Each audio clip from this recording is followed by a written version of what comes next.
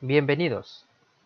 En este video estaremos trabajando con la lección 16.2 de la currícula de Oracle Academy.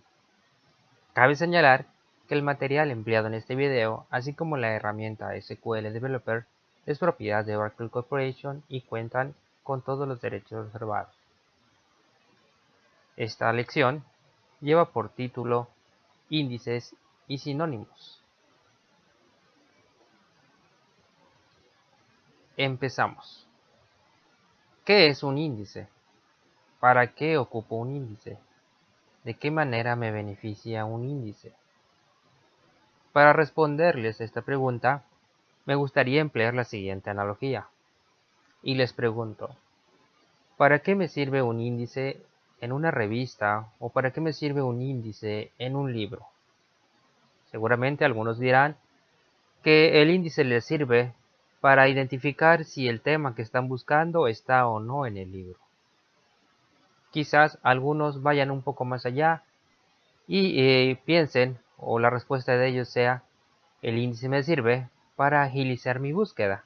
Es decir, mediante el índice puedo descubrir en cuál de todas las páginas del libro está el tema que estoy buscando, el tema que me interesa. Y en lugar de tener que hojear todo el libro, pues me voy directo a la página. De esta manera, mi búsqueda tardó mucho menos. Pues bien, esta analogía es igual en base de datos. Cuando nosotros hacemos una búsqueda, el sistema gestor lo que hace es recorrer toda la tabla de inicio a fin, intentando encontrar aquella fila o aquellas filas que estamos buscando. Si mi tabla tuviera un índice, en ese caso, en lugar de recorrer toda la tabla fila por fila, pues va a buscar en el índice si la fila que estoy buscando o las filas que estoy buscando se encuentran dentro de la tabla. Vayamos a la herramienta SQL Developer. Primero que nada, hay que saber que podemos tener índices únicos e índices no únicos. ¿Cómo es esto? ¿O cómo se diferencian estos dos tipos de índices? Bueno, antes que nada, antes de avanzar a esto, me gustaría comentarles que un índice es otro objeto más de una base de datos. Así como hemos visto tablas, como hemos visto vistas, como hemos visto algunos otros objetos como secuencias, por ejemplo, un índice es un objeto más de la base de datos. Se crea de manera independiente a cualquier otro objeto, aunque un índice, digamos que tiene referencia a una tabla. Pero un índice es un objeto más y lo puedo consultar en el diccionario de datos. Volviendo a la clasificación de los índices, comentaba, podemos tener índices únicos o índices no únicos. Un índice único es aquel objeto que se va a crear sobre una columna o una combinación de columnas de una tabla cuyos valores no deben de repetirse. Espero que ya se estén imaginando para dónde vamos. Cuando nosotros creamos una tabla e indicamos que una columna o un conjunto de columnas es la llave primaria, de manera automática y hasta cierto punto transparente para nosotros, se está creando el primer índice, el índice primario o el índice principal.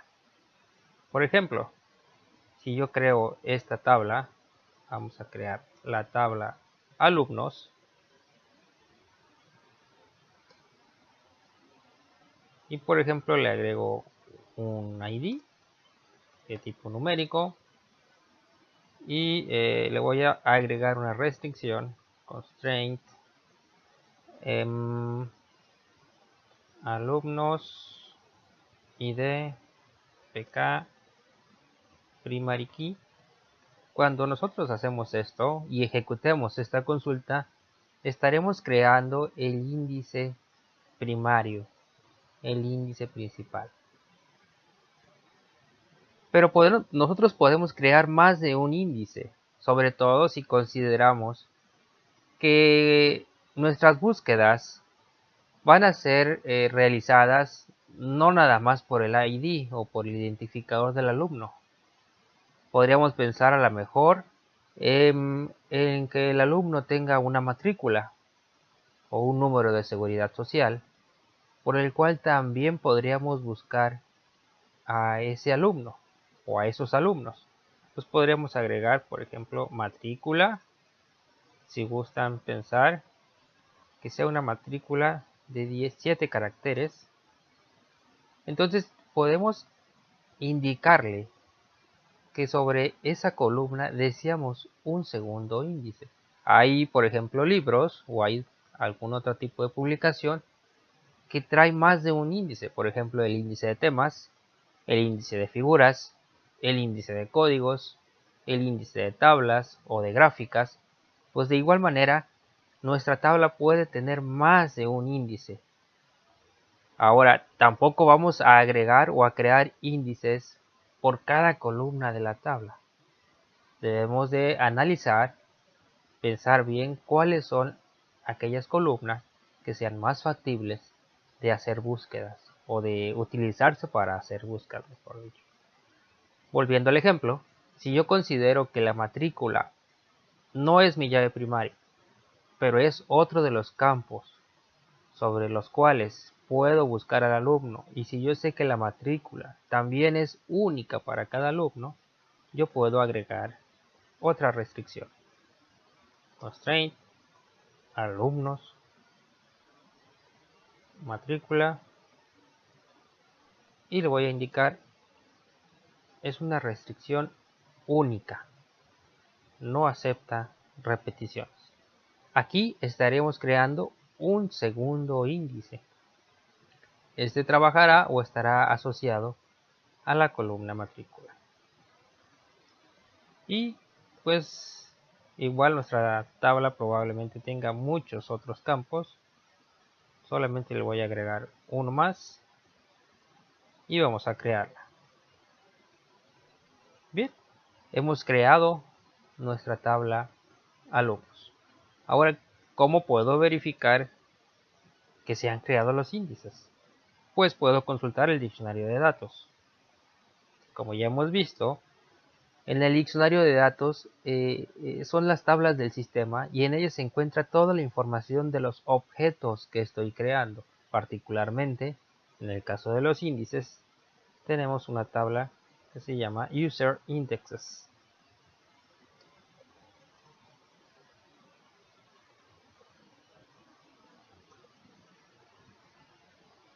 Vamos a consultarla. Okay. El nombre de la tabla por lo general, aunque nosotros lo escribimos en minúsculas, generalmente en el diccionario de datos aparece en mayúsculas.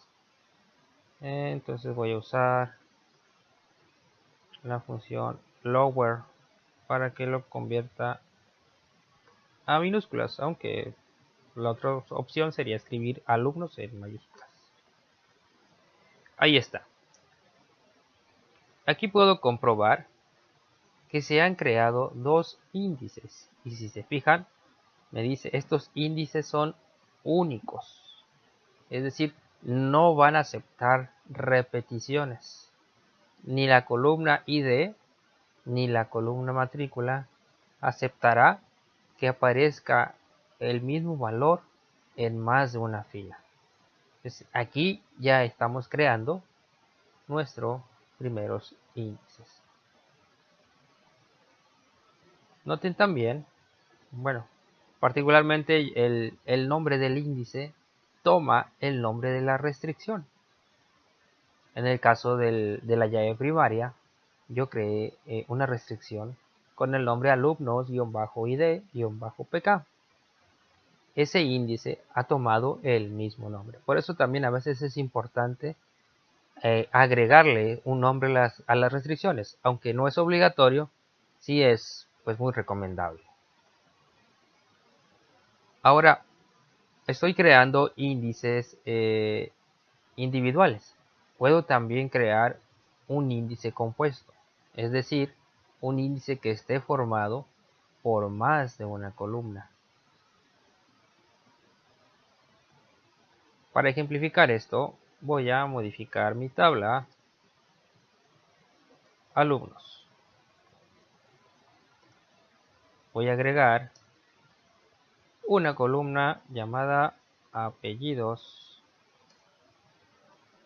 de tipo varchar de 20.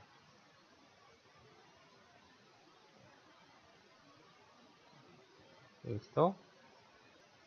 Ahora vamos a crear un índice compuesto. Crear index. Le voy a colocar un nombre. En este caso mi índice se va a llamar alumnos, nombre, IDX. Y le voy a decir sobre qué objeto va a trabajar. Sobre la tabla alumnos en los campos nombre y apellidos. Listo. Voy a volver a checar mi diccionario de datos para ver los índices que ahora tenemos. Y aquí tenemos un índice nuevo. Tenemos el índice principal, el índice que trabaja sobre la columna ID, que es único. El índice sobre la columna matrícula, también que es único. Y el que acabo de crear, alumnos, nombre IDX, el cual no es único. ¿Por qué he indicado que este índice no es único? Pues imagínense que tengo dos alumnos que se llamen José García. Cuando yo quisiese insertar el segundo alumno, José García, si yo hubiese asignado que era único, pues entonces no me va a permitir tener más de un José García. Por eso a veces debemos de tener mucho cuidado.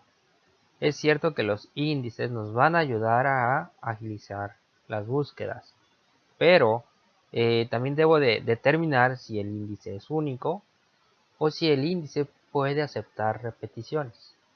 En este caso, mis dos primeros índices son únicos, pero el tercero no lo es. Ahora, como se los mencioné, he creado un índice compuesto. Está compuesto por la combinación de la columna nombre con la columna apellidos. Ya que hemos creado los índices, bueno, vamos a ver cómo funcionan o de qué se trata esto. Yo voy a insertar en la tabla alumnos.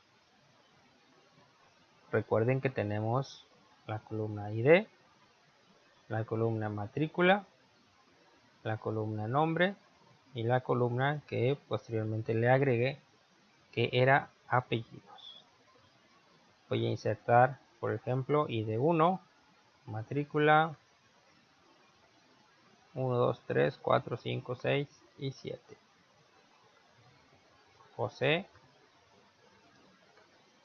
García. Listo. Hemos insertado, ya tenemos nuestro primer alumno.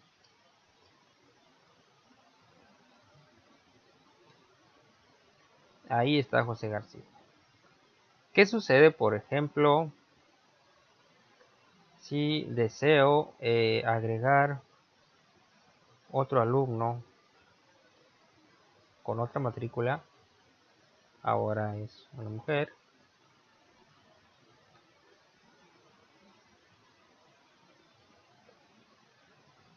Pero le dejo el 1. En este caso me está indicando que estaría infringiendo una de las restricciones, particularmente la restricción de la llave primaria. No puedo repetir o duplicar ese valor. Pero si lo cambio por un 2, listo. Ahora ya hemos podido. Voy a insertar un tercer alumno. Y hemos colocado un índice único también sobre la columna matrícula. Mi primer alumno tenía la matrícula 1, 2, 3, 4, 5, 6, 7. Ahora vamos a decir es René Ábalos. Y de nueva cuenta me está indicando ahora que la columna, que es una llave única, matrícula, se está infringiendo esa restricción. ¿Por qué? Porque este valor ya existe. No puedo agregar a un nuevo alumno con la misma matrícula. Pero si le cambio un número, listo, ya no se está repitiendo. Ahora, ¿qué sucedería si pretendo o si quiero insertar, si hay un cuarto alumno con otra matrícula diferente, pero se llama por coincidencia José García?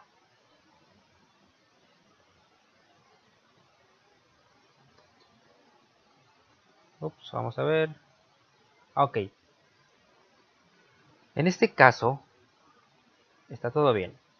¿Qué sucedió? Me permitió agregar a José García porque he creado un índice, ¿cierto? Pero le dije que este índice no es un índice único. Si hubiese sido único, no hubiese permitido agregar a otro José García. Entonces, ¿qué es lo que debo de hacer? Bueno, si tras hacer mi análisis yo he identificado que usualmente realizo ciertas búsquedas por un campo o el campo 1 o el campo 2 o el campo 3 o la combinación de una serie de campos, entonces yo puedo crear índices para agilizar las búsquedas. Sin embargo, tampoco es bueno abusar de los índices.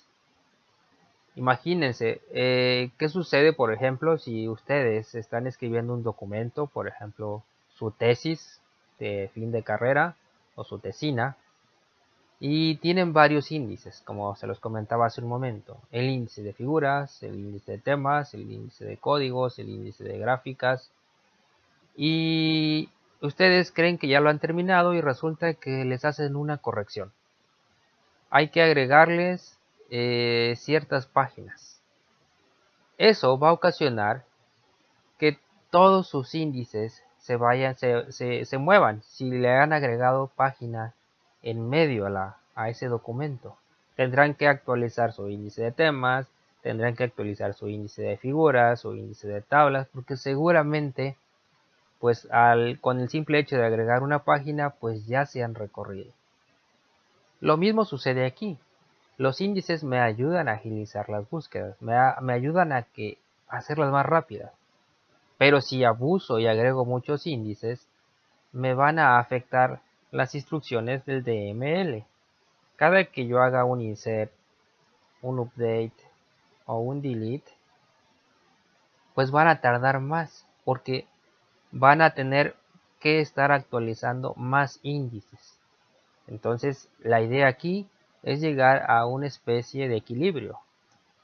Es decir, pensar, analizar bien cuáles son los índices que realmente ocupamos o necesitamos y cuáles son aquellos que a lo mejor no serían tan necesarios. Pues de manera general, pues así podemos crear nuestros índices. Entonces es parte de la lección.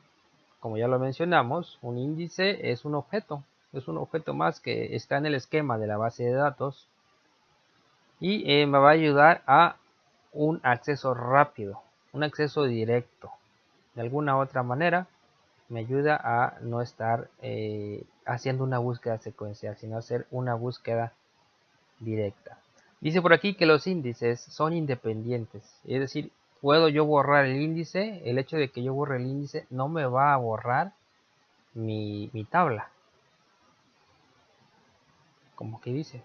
Sin embargo, si borro la tabla, sí se van a borrar también los índices correspondientes.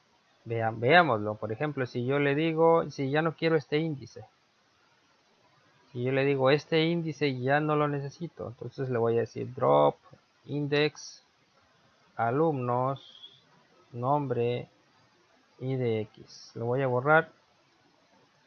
Listo. Ya se ha borrado. Pero mi tabla sigue ahí. Ahí está mi tabla. Eso no cambia. Los demás índices que tenía, ahí siguen. Tengo 2 índices. Sin embargo, si yo borro la tabla, a pesar de que los índices son objetos separados, pero de alguna u otra manera están referenciados a una tabla. Si yo le digo quiero borrar la tabla alumnos, la borro. Y ahora ya no tengo ningún índice. Lo que ya les comentaba, podemos tener índices únicos que se crean cuando declaramos una llave primaria o una llave única, o índices no únicos. Por ejemplo, una idea es asignar un índice sobre una llave foránea. Esto va a permitir que cuando haga una consulta con joins, pues esta se ejecute de manera más rápida. Ya vimos cómo crear los índices. Este es un ejemplo. Y bueno, aquí nos dice ¿cuándo debo de crear un índice? ¿Cuándo sería bueno crear un índice?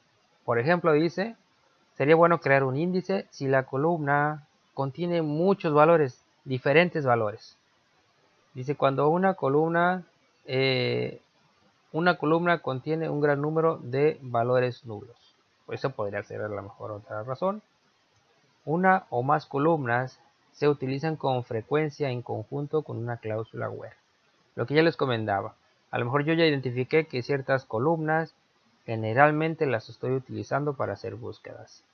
Dice, cuando la tabla es muy grande y en la mayoría de las consultas siempre estoy trayendo nada más un porcentaje muy pequeñito de toda esa tabla. Imagínense que tengo una tabla con 1.000.000 de filas y siempre en mis consultas, en mis búsquedas más comunes, siempre traigo una fila, 2 filas. Entonces, ¿cómo voy a encontrar rápidamente una fila dentro de 1.000.000 de filas? Pues ahí el índice pues nos va a apoyar bastante en eso. Y por otro lado dice, ¿cuándo no crear un índice? ¿Cuándo no sería bueno crear un índice? Dice, cuando decida crear un índice, muchas veces no siempre es lo mejor. Entonces, ¿en qué me podría basar? Dice, por ejemplo, cada operación del DML, hablando de insert, update, delete, que se realiza en una tabla con índices, implica la actualización. Entonces, si tengo una tabla donde voy a estar constantemente insertando, actualizando, borrando, más que hacer consultas, estoy insertando, modificando la información, pues debería tener cuidado porque pues los índices me van a alentar ese tipo de operaciones. Dice, cuando sea mayor el número de índices asociado a una tabla, mayor será el esfuerzo, lo que ya les comentaba. Entonces, dice, no vale la pena crear un índice si la tabla es muy pequeña. Si tiene muy poquitas filas, pues a lo mejor no sería muy conveniente. Dice, cuando las columnas de mi tabla, pues no es muy usual que se utilicen en una consulta para hacer una búsqueda. Dice, cuando se espera que la mayoría de las consultas recuperen más del 2 al 4%. Bueno, por darles una idea, a lo mejor si la tabla tiene 1.000.000 y generalmente en mis búsquedas, en mis consultas, generalmente estoy trayendo la mayor parte de esa tabla, pues a lo mejor tal vez no sea tan necesario. Lo que ya les comentaba, si la tabla cambia, si la tabla se actualiza con frecuencia, si ahí frecuentemente estoy insertando, borrando, actualizando, pues tal vez no sea conveniente generar ahí los índices, o al menos tener mucho cuidado de generar nada más los más necesarios. Y dice, bueno, se hace referencia a las columnas indexadas como parte de una expresión. Los índices compuestos que ya les comentaba, podemos crear índices compuestos formados por más de una columna. Y bueno, Nada más aquí una aclaración. El hecho de crear un índice, dice por aquí, el optimizador no utiliza o no va a utilizar el índice si en mi cláusula where contiene la expresión is null. Es decir, cuando nosotros agregamos, por ejemplo, un nuevo alumno y tengo un índice basado en el ID, otro índice basado en la matrícula, pues ese valor, esa matrícula, de manera automática y transparente para mí, se va a ir a esa tabla índice y se va a posicionar de acuerdo a un cierto orden. Pero si esa columna aceptase valores null, los dos valores null no van a ir a parar a ese índice. Entonces por eso dice, si mi tabla o si mi consulta, mejor dicho, en mi web contiene la expresión is null, pues ahí el índice queda obsoleto en esa consulta que tiene ese web. Los índices deberán de tener un valor. Ya veíamos las tablas del sistema o el diccionario de datos para comprobar que se han creado los índices. Y bueno, finalmente dice índices basados en funciones. Por ejemplo, voy a crear de nuevo mi tabla. Ya la había borrado,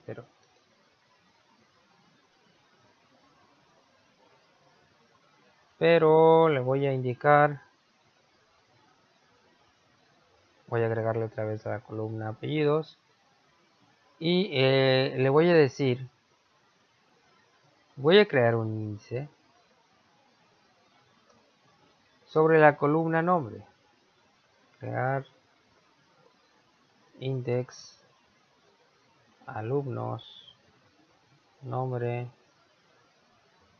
IDX don alumnos, y le voy a decir, este índice se va a crear con base en la columna nombre, pero convertida a mayúsculas. Es decir, yo puedo crear un índice y utilizar una función, mayúsculas, minúsculas, pero ese índice solamente se va a utilizar si en mi consulta, al hacer una búsqueda, yo digo, por ejemplo, tráeme de la tabla alumnos, donde el campo nombre en mayúsculas sea igual a José, por ejemplo. Como el índice está creado utilizando la función upper, si mi consulta no usase upper, pues imagínense que deja de estar usando el índice. Estaría haciendo una búsqueda secuencial. De alguna u otra forma, pues debe de coincidir la definición. El índice se creó con el nombre del alumno, pero en mayúsculas. Entonces, yo aquí debería de agregar también la función upper. Y bueno, generalmente la función upper, lower son muy utilizadas para crear índices. Sin embargo, pues no sería la única función que pudiese usar. Por ejemplo, como viene en las diapositivas el ejemplo, yo puedo utilizar la función toChart, toDate, toNumber para crear un índice. Por ejemplo, aquí le voy a decir alter table, alumnos, y le voy a agregar una columna que se llame fecha de nacimiento de tipo date. Y ahora le voy a decir que voy a crear un índice llamado alumnos, fecha NAC, que es un índice, y de igual manera eso es un índice no único, porque si yo le indicara que fuera único, imagínense, pues solamente un alumno, solamente podría tener un alumno por cada fecha de nacimiento. Entonces no podría haber dos alumnos que cumplen el mismo día, porque quedarían fuera de la base de datos. Yo le voy a decir alumnos, toChart, y le voy a decir, este índice se va a crear sobre la columna fecha NAC, pero el índice, en lugar de tener fechas, le voy a decir que tenga solamente los años y los tenga en formato de cadena. Listo, ahí se ha creado el índice. Imagínense que cada que yo agrego un nuevo alumno es mi índice, que no lo voy a estar llenando yo, sino que solito se va llenando, con algo así, 1990, y luego va a decir que 1991 o 92, y luego si insertase un alumno que fuera de 1989, como el índice sí se está creando ordenado, pues seguiría este orden. A eso se refiere con la creación de índices basados en funciones. Como ya les decía, upper, lower son las funciones más usuales, más comunes.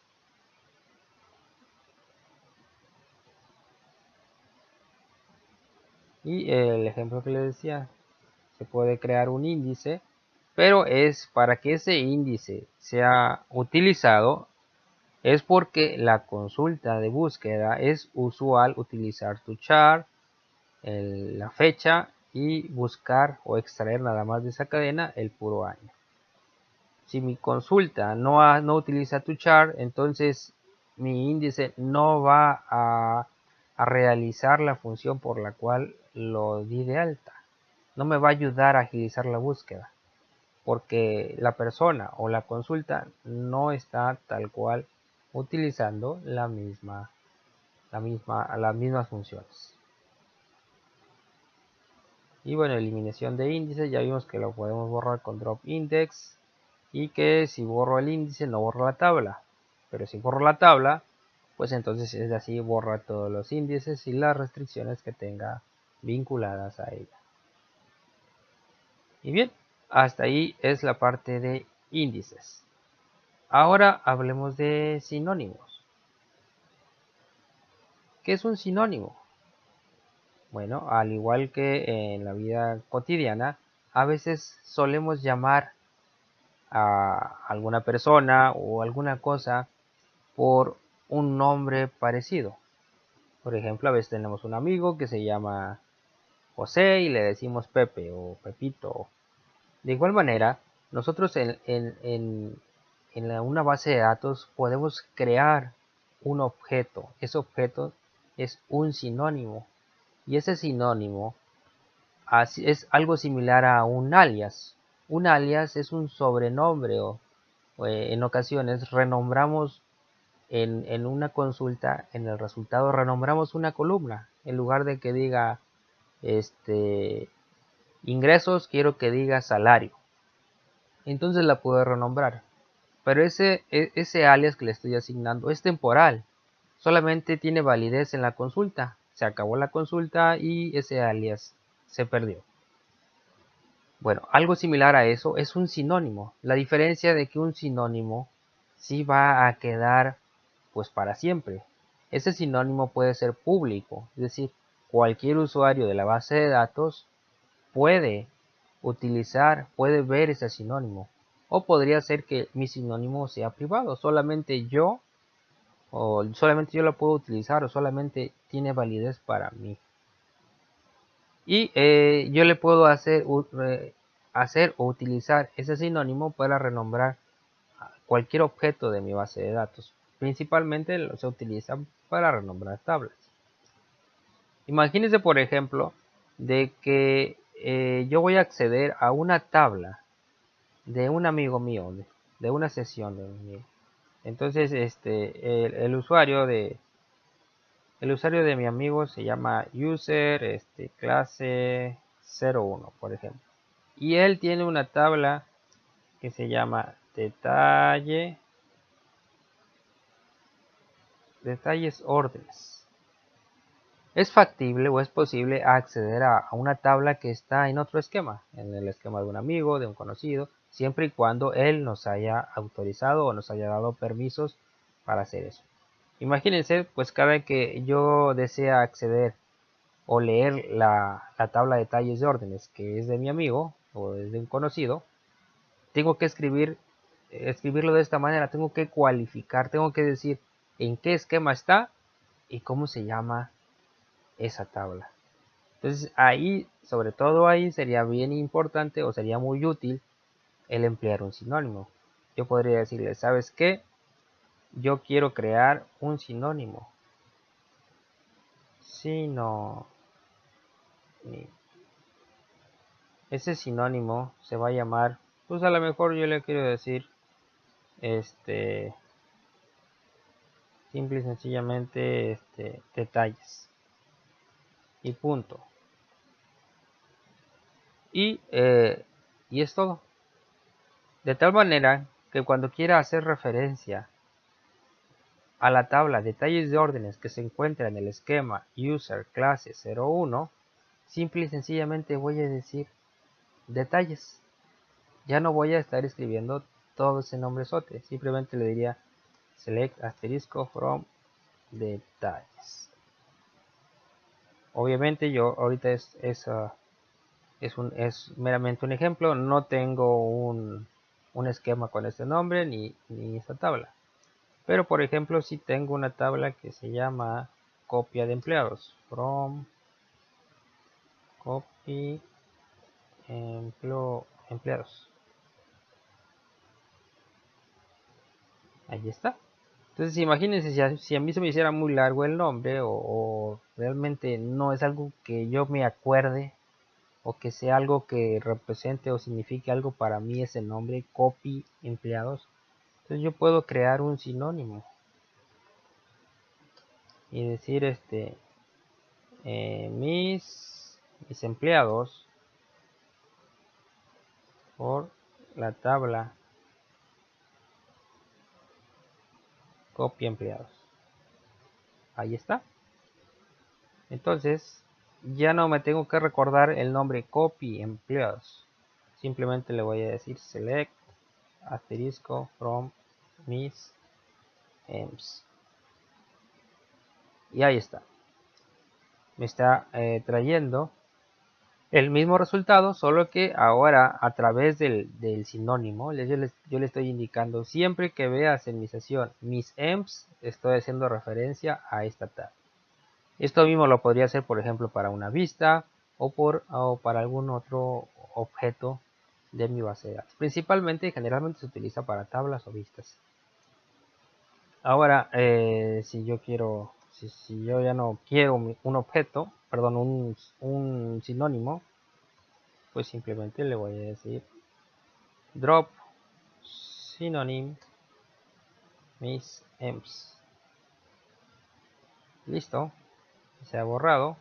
Entonces, si me regreso a la consulta anterior, me dice que la tabla o la vista no existe. Ya no está reconociendo mis emps. Entonces ya no lo encuentra como un objeto de la base de datos. Pues prácticamente pues eso es todo. Bueno, simplemente me faltó por ahí aclarar de que el sinónimo puede ser público. Esa es una etiqueta que pues es opcional. Yo aquí le puedo decir crear public, pero bueno, para eso necesito también tener privilegios para crear sinónimos públicos, es decir, que cualquier usuario los pueda emplear. Si no me han asignado privilegios para hacer eso, para crear sinónimos públicos, entonces no voy a poder realizar ese sinónimo de esa manera. Eso es todo. Y pues hasta aquí es todo lo de la lección. Espero haber sido claro, espero que hayan entendido. Si hay alguna duda, háganmelo saber abajo en los comentarios. Y bueno, si te ha gustado este video, pues igual puedes compartirlo o poner manita arriba. Nos vemos hasta la siguiente lección. Saludos a todos.